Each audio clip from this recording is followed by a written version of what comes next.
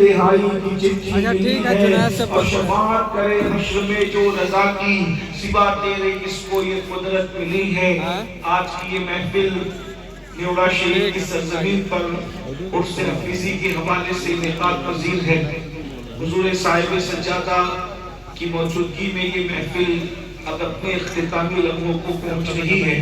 اللہ تبارک و تعالیٰ سب کی حاضری کو قبول فرمائے۔ اس سے بیشتر آپ نے مجھ سے بہت بڑے بڑے علماء خطبہ شعراء کو سماعت کیا، میں سب کو تو نہیں جانتا، لیکن میری موجودگی میں ہمارے دلبر بھائی نے بھی اپنی خدمت حاضری پیش کی، ندیم فیضی صاحب نے بھی، شعیب وارثی صاحب نے بھی، ہمارے ہندوستان کے عظیم نقیب ہمارے بھائی حضرت مولانا کفیل اکبر صاحب اور بھی دیگر لوگوں نے، ہمارے سرفراز بھائی نے جس دن سے تاریخ لی، پہلے تاریخ لینے کے لیے وہ تقریباً روز فون کیے اور تاریخ لینے کے بعد لوگ چین سے بیٹھتے، لیکن ہر دوسرے دن 10 میسیجز کرتے تھے ان سے مجھے، شاید ان کو یقین نہیں تھا کہ میں وعدے کو وفا کروں گا، حالانکہ ایسا نہیں ہے، میں تاریخ دیتا ہوں تو کوشش کرتا ہوں ضرور پہنچنے کی، لیکن یہ ان کی محبتیں تھی، وہ چاہتے تھے کہ میں آؤں، اور آج آخر میں حضرت سیدی طیب علی شاہ رحمۃ اللہ علیہ کے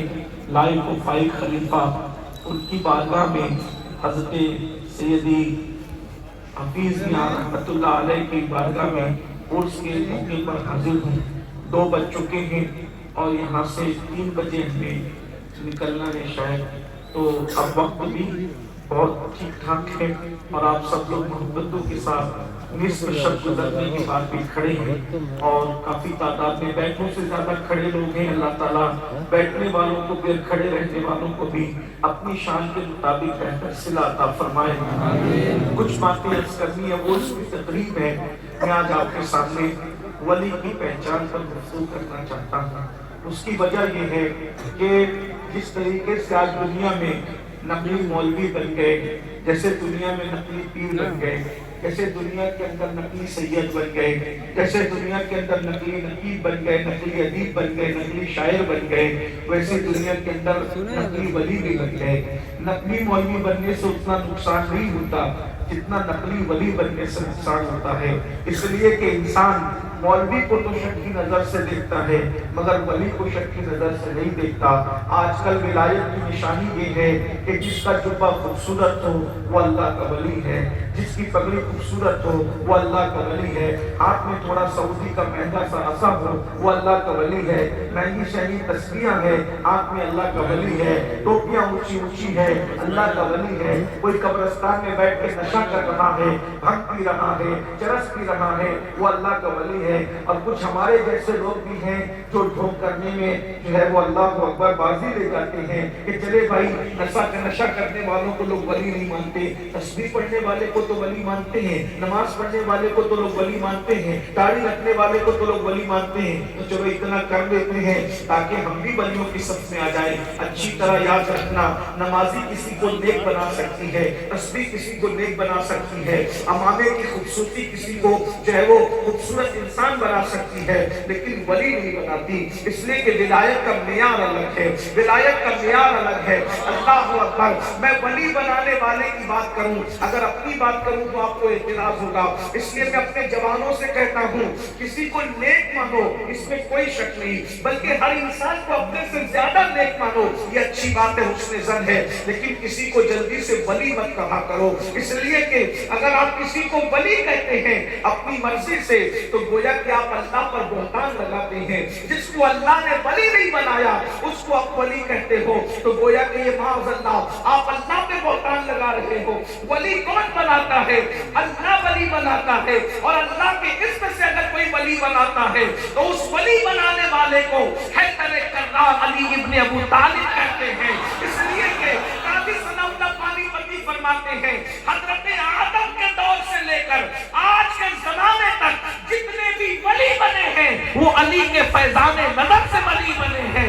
ذرا یہ بھی تو غور کریں، نیونا والوں، عرس حفیظی میں آنے والوں، جو پیدا ہونے سے پہلے ولایت کی خیرات بانٹتا ہو، اس علی کے دست کرم کا اندازہ کون لگا سکتا ہے؟ اسی لیے تو ہم کہتے ہیں کبھی دیوار ہلتی ہے، کبھی گھر کانپ جاتا ہے،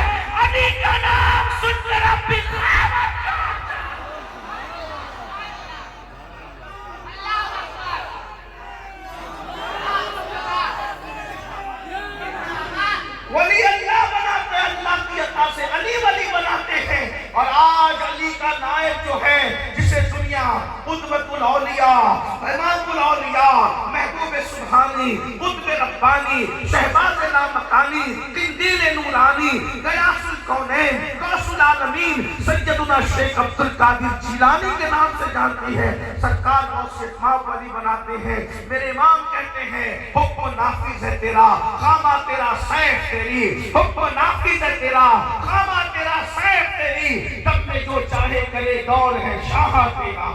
سرکار غوث پاک ولی بناتے. اب وہی غوث پاک فرماتے ہیں، غوث پاک فرماتے ہیں جب تک کسی انسان میں 12 چیزیں نہ دیکھو. کتنی چیزیں؟ بولے بھائی میں بہت تقریر سیدھی سادھی کرنے والا ہوں، سیدھی سادھی تقریر کروں گا، لیکن آپ کو ولی کی پہچان دے جاؤں گا کہ جب وہ یہ غوث پاک کرے. میں تو اوقات نہیں، یہ تو مرشد کی بات ہے جو ولی ولایت دیتا ہے. اور ایک بات کرو، غوث پاک کو ایسی ولایت دینے والے ہیں کہ چوروں کو بھی دے دیا. آئے آئے مرشد کی شان تو دیکھیں، چوروں کو بھی دے. لوگ کہتے ہیں نبی کچھ نہیں دیتے. میں نے کہا 11ویں نمبر کے بیٹے کی عطا کا یہ حالت ہے کہ چوری کرنے کے لیے جو آتا ہے اس کو ولایت عطا فرما دیتے ہیں. اس کے بعد پھر اس نے کبھی چوری نہیں کی. پتا چل توجہ آتی ہے جس پہ غوث پاک کی ایک نظر پڑ جائے چور ولی بن جاتا ہے.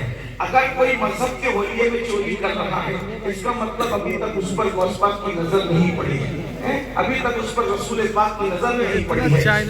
دیکھ لیجیے گا 12 صفات جب تک کسی کے اندر پیدا نہ ہو وہ اللہ کا ولی نہیں بنتا. اپنے آپ کو پہچان دیکھیے، پہچان سے جاؤ تو آپ ناراض مت ہوئیے کہ کسی نے کہا تھا کہ میں آئینہ دکھاؤں لگا چہرے کا، جسے برا لگے وہ سامنے سے ہٹ جائے.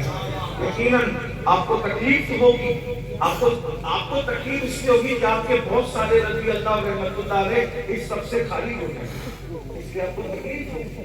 لیکن یاد رکھیں کہ آپ تکلیف محسوس نہ کریں کیونکہ آپ نے بہتوں کو رضی اللہ بنا رکھا اپنی مرضی سے، آپ نے بہتوں کو رحمت اللہ علیہ بنا رکھا اپنی مرضی سے. لیکن یاد رکھنا جب تک اللہ کسی کو ولی نہ بنائے آپ کسی کو لاکھ رضی اللہ کہتے رہیں وہ رضی اللہ بنتا نہیں. آپ لاکھ رحمت اللہ علیہ کہتے رہیں وہ اس منصب پر آتا نہیں. تو 12 صفات جب تک پیدا نہ ہو اس وقت تک وہ اللہ کا ولی نیک ہو سکتا ہے، ولی نہیں ہو سکتا.